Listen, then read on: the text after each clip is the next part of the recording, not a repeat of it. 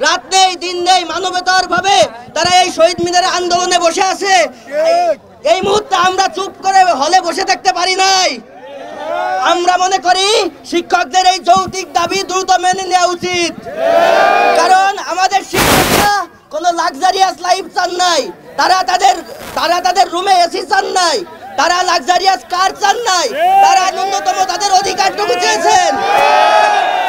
আমি মনে করি অনতি বিলম্বে আর কালক্ষেপণ না করে দ্রুত তাদের অধিকারগুলো তাদের দিয়ে দেয়া, কারণ এই শিক্ষকরাই আমাদের শিখিয়েছেন, আমাদেরকে বড় করেছেন, এবং শিক্ষকরাই আমাদের মানুষ হওয়ার যে ন্যূনতম বেসিক শিক্ষা সেটি আমাদের শিখিয়েছেন।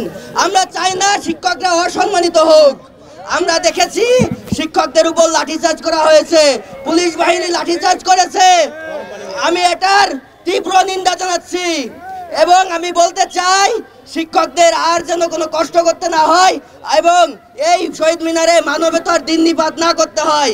এবং আমি মনে করি যে সরকারের উচিত অনতি বিলম্বে তাদের যে ন্যায্য দাবি সেটা মেনে নেওয়া এবং 20% যে বাড়ি ভাড়ার যে বিষয়টা আছে এটা দ্রুত মেনে নেওয়া।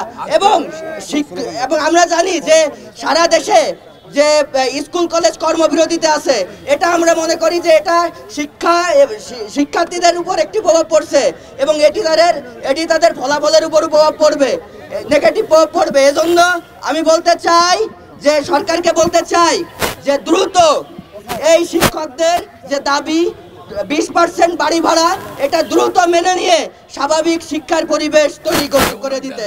রোজকার সাধারণ খাবার এখন হবে অসাধারণ। প্রাণ স্বাদের মশলা, স্বাদ বাড়ায়, ঘ্রাণ ছড়ায়। সবাইকে ধন্যবাদ। আসসালামু আলাইকুম।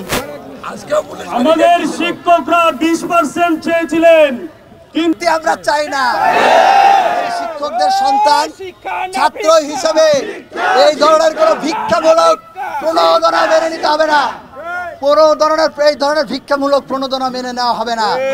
শিক্ষকরা যে ন্যায্য এবং সম্মানমূলক দাবি জানিয়েছেন, 3টা দাবি মাত্র, যে 20% আবাসন ভাতা বৃদ্ধি করতে হবে, আর চিকিৎসা ভাতা 500 টাকা থেকে 1500 টাকা করতে হবে, এবং যে উৎসব ভাতা সেটি 75% করতে হবে।